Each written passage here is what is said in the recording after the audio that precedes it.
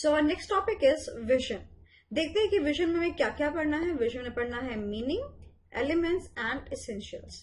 Exam में topic है vision और मिशन। ये बेहद इंपॉर्टेंट है, इसको अच्छे से करेंगे। अब समझेंगे विजन होता क्या है, सुनेंगे।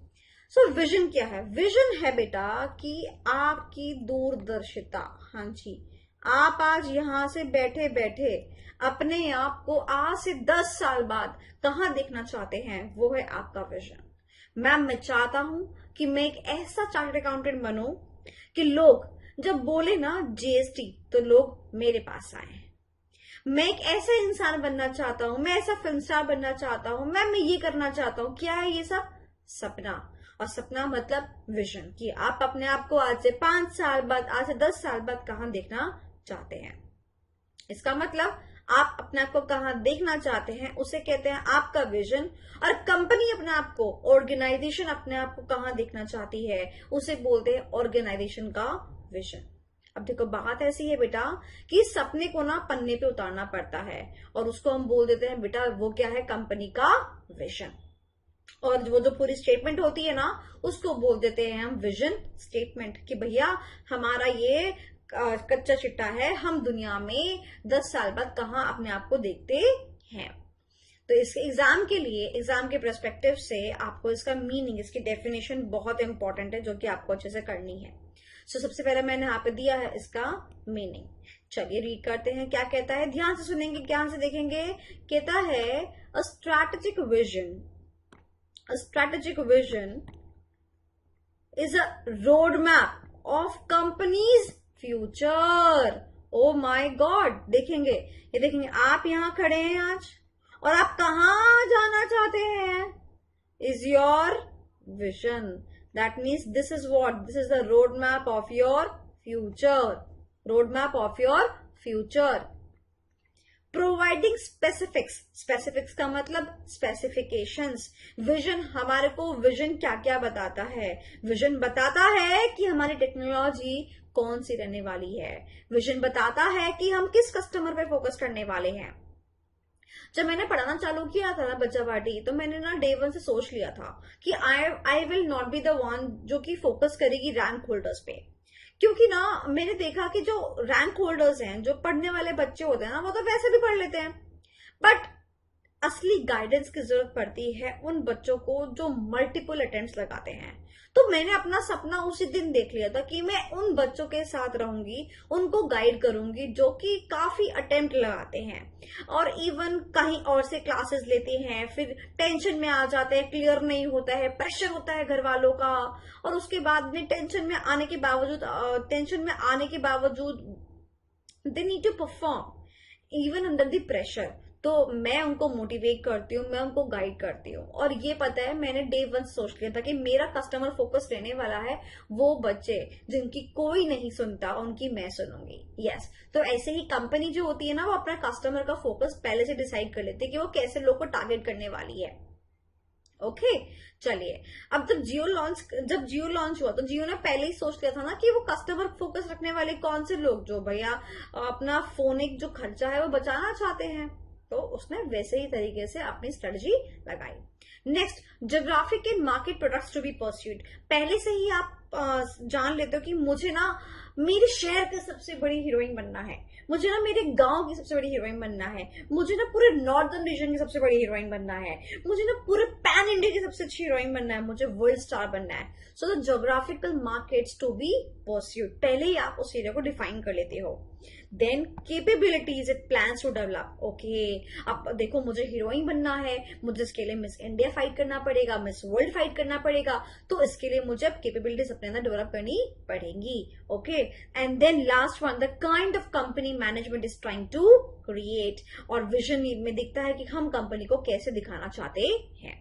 Example, very good example from your study mat, McD. McD ने पहले से ही सोच लिया था that McD would be the fastest and the freshest restaurant in the world. उसने पहले ही सोच लिया था कि भाई लोग इधर ऑर्डर करें और 2 मिनट बाद उस लाइन में जाए तो उसको उसका ऑर्डर मिल जाए। तो उसने सपना ही ये देखा था, to be the fastest and the freshest restaurant in the world का, और ये सपना पूरा भी किया। आप मैकडोनल्ड्स चले जाओ और आप एक तरफ डोमिनोज चले जाओ, मैकडोनल्ड्स में आपको जल्दी सामान मिल जाएगा। आगे चलते हैं, एलिमेंट्स ऑफ मिशन। कहते हैं कि एलिमेंट्स ऑफ विजन स्टेटमेंट में सबसे पहला आता है that forming a mission statement. कहते हैं मैम हम तो विजन पढ़ रहे, इसमें मिशन स्टेटमेंट कैसे आ गई? हाँ जी बेटा, यहां पर आपको इस पॉइंट ऑफ टाइम पर समझना पड़ेगा what is the similarity between the vision and the mission, and ये आप कब समझ पाओगे? जब आपको मिशन समझ में आएगा।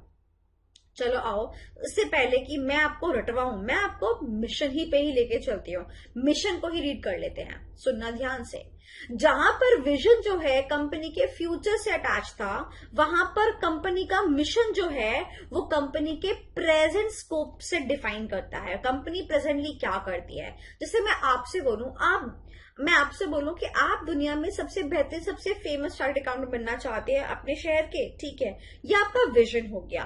बट आपका करंटली मिशन क्या है? आपका मिशन क्या है currently? To become a chartered accountant, right? मैं आपसे पूछूं आप मेरी कोचिंग्स क्यों ले रहे हैं, तो आप मुझे क्या जवाब दोगे कि ma'am my mission is to clear CA final by hook और by crook. That means whatever you are doing present is being your mission, and therefore company का मिशन स्टेटमेंट क्या बताता है? कंपनी की प्रेजेंट कैपेबिलिटीज, प्रेजेंटली कंपनी क्या क्या कर रही है, प्रेजेंट कस्टमर फोकस कि किस किस पर प्रेजेंटली वो काम कर रही है, फोकस कर रही है, and presently the activities, company कौन कौन सी एक्टिविटीज पर ध्यान दे रही है, एंड कंपनी का business makeup. And what is this business makeup? Business makeup का मतलब होता है कंपनी का अगर 100 करोड़ की कैपिटल है तो उसने अलग अलग जगह जो से बिजनेस में लगा रखे हैं। जैसे मान लो हो सकता है 20 करोड़ उसने लगा रखा हो कॉस्मेटिक्स में, 20 करोड़ उसने लगा रखा हो गारमेंट्स में, 10 करोड़ उसने लगा रखा हो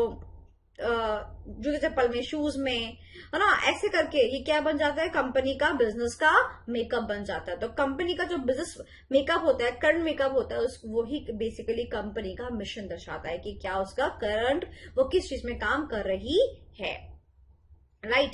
अब जो करंट में काम कर रही है वो अपना एक पन्ने पे लिख देगी, उसको क्या बोल देंगे? Mission statement. तो हम वापिस आते हैं, अपने विजन को पूरा करते हैं, फिर हम मिशन पे जाएंगे। ओके, सो उसने क्या बोला? सबसे पहला point, forming a mission statement. कहते हैं कि आप जो कर रहे हो ना पहले उसको एक पन्ने बता रहे हो।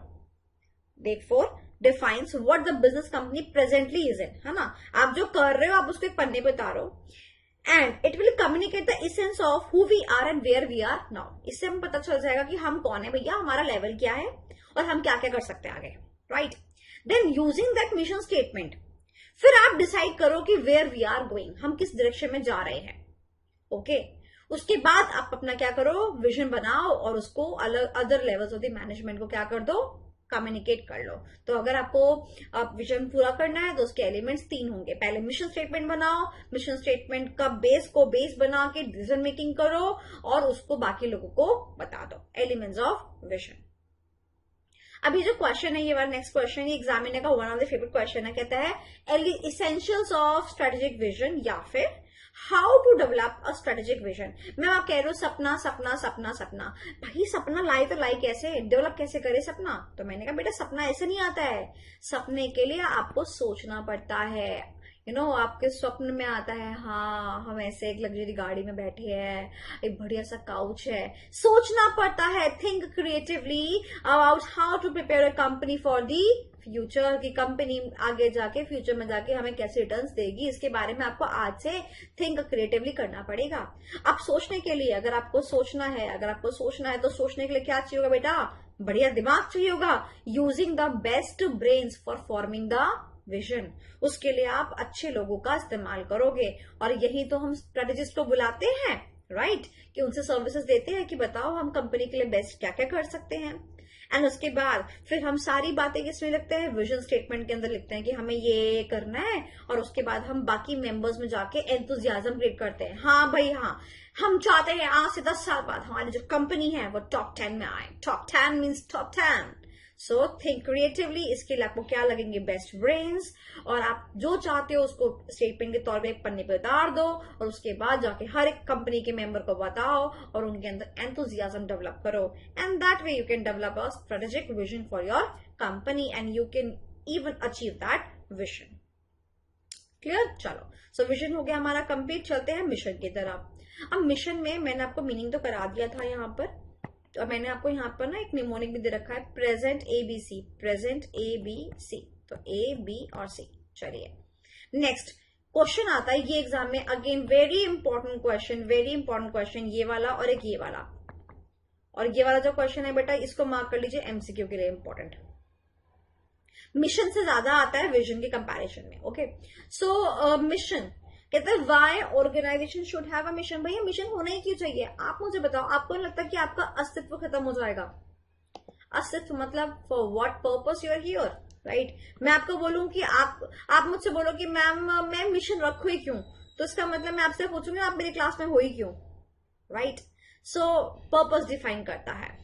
So it motivates the use of organization resources to allocate them. अब देखो रिसोर्सेज हमारे पास क्या होते हैं, कांस्टेंट होते हैं। अगर आपको पता होगा आपका मिशन क्या है तो आप उन रिसोर्सेज को उन अकॉर्डिंग लगा सकते हैं, है ना। अदरवाइज क्या होगा, वो रिसोर्सेज वेस्ट पड़े रहेंगे या फिर बेकार तरीके से एलोकेट हो जाएंगे। Next, to specify the organisation purpose, है ना, वो वहां पर क्यों है। मैं ये वाला पॉइंट दोबारा उठाना चाहूंगी, to ensure unanimity of the purpose. अब देखो ऑर्गेनाइजेशन एक होता है बट उसमें काम करने वाले लोग बहुत सारे होते हैं, ठीक है। तो अगर सबका एक ही मिशन होगा तो सब एक साथ काम करेंगे, जुटकर काम करेंगे। अगर मिशन अलग अलग होगा तो इसका मतलब एकता नहीं है, और इसका मतलब कल को जब मिशन ही साथ में नहीं है तो विजन तो पूरा हो ही नहीं सकता। नेक्स्ट पॉइंट वेरी इंपॉर्टेंट, बच्चों को समझ में नहीं आता इसलिए मैंने इसको हिंदी में भी यहाँ पे लिखा हुआ है, ठीक है। तो समझते हैं पहले इसको क्या लिखा है। To serve as a focal point who are identified with the organization purpose and to data those who are not। Hindi में उस पर फोकस करो जो ऑर्गेनाइजेशन पर, उसके ऑब्जेक्टिव पर फोकस करता हुआ नजर आ रहा है, बाकी को निकाल दो, सिंपल। मैं गए मेरी कंपनी में काम करते हुए देखा लोगों को, जो लोग मेरी कंपनी के लिए काम कर रहे हैं, यूनानिटी इन द पर्पस है, साथ में मिलकर काम कर रहे हैं, उनको मैं रखूंगी और बाकियों को क्या निकाल दूंगी, बाकियों को क्या करूंगी, निकाल दूंगी। नहीं बोला, सिमिलरली जो लोग हमारे साथ एक साथ काम कर रहे हैं, कंपनी के मिशन के लिए काम कर रहे हैं, उनको हम रखेंगे और नहीं तो बाहर निकाल के फेंक देंगे। इसलिए कंपनी को मिशन होना जरूरी है। Next, tips to write a right mission statement. मैंने किसी बच्चे से बोला बेटा आप अपना मिशन स्टेटमेंट लिख दो, तो क्या हुआ, वो जो बच्चा है वो बच्चा लिखता है कि मेरे को जिंदगी में बड़ा आदमी बनना है, मेरे को जिंदगी में बहुत पैसे कमाने हैं। अरे बेटा ये कोई मिशन स्टेटमेंट थोड़ी है।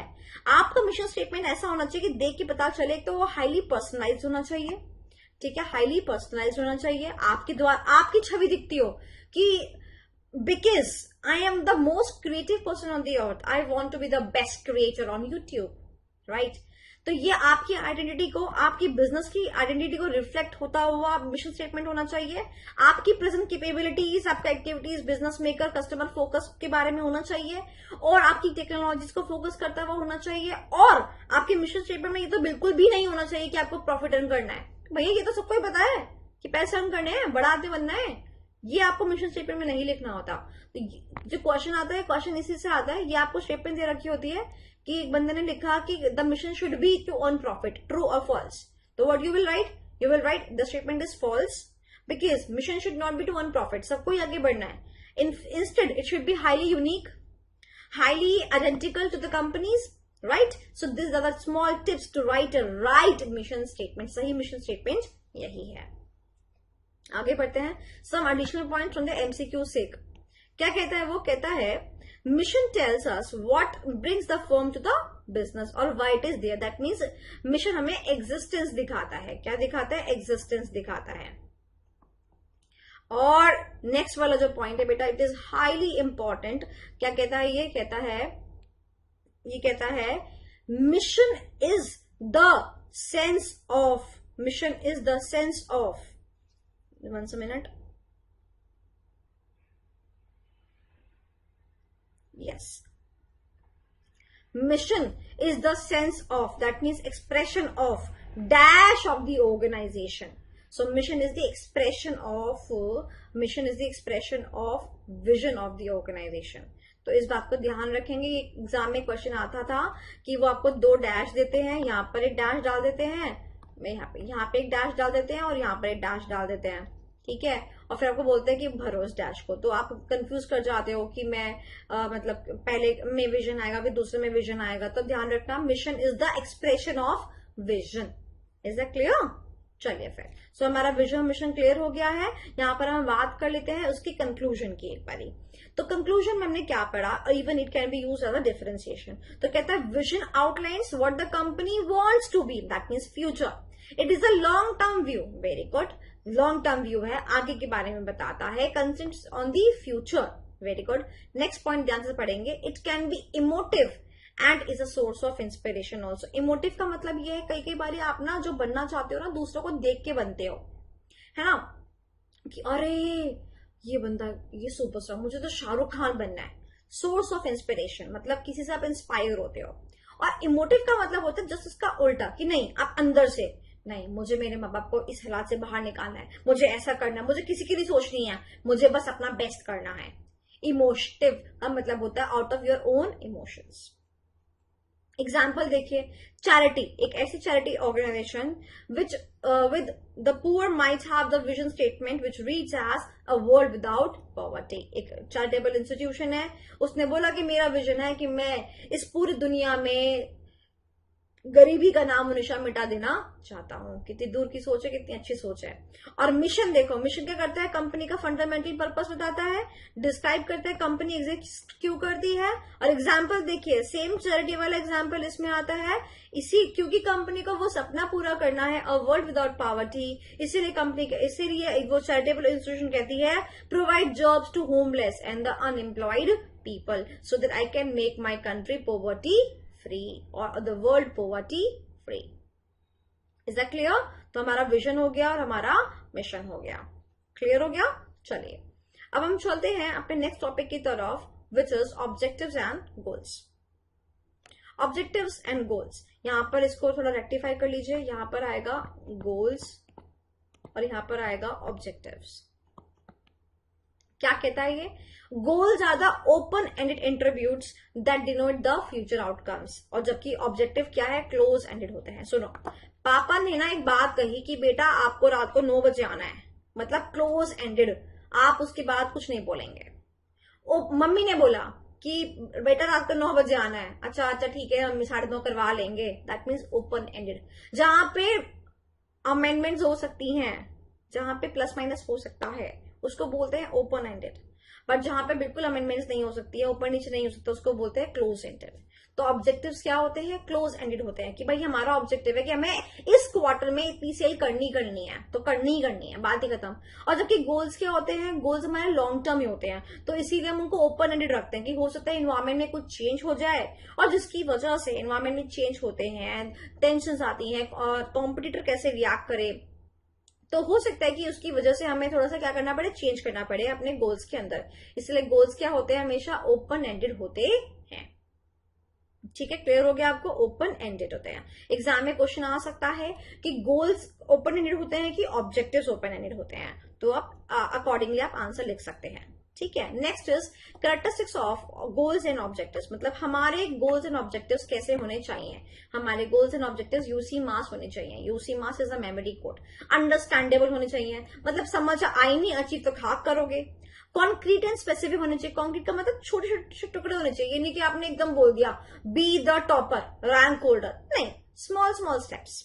मेजरेबल एंड कंट्रोलेबल, हाँ हमें बहुत बढ़िया सेल करनी है, बहुत बढ़िया सेल करनी है, अरे सेल बहुत बढ़िया का नंबर तो दो, क्वांटिफाई तो करो, मेजरेबल तो होने चाहिए। एंड कंट्रोलेबल, अगर नहीं भी कर पाए तो उसको कंट्रोल करना आना चाहिए। अचीवेबल होने चाहिए। And set with in constants, मतलब अपने लिमिट अनुसार होने चाहिए। कहते हैं ना, तेते पाव पसारिए जाती लंबी सो, उतने ही पैर पसारी जितनी लंबी आपकी चतर हो। तो उस हिसाब से आपको गोल्स ऑब्जेक्टिव भी उतने ही सेट करने चाहिए जितने कि आप अचीव कर पाओ। So thank you so much.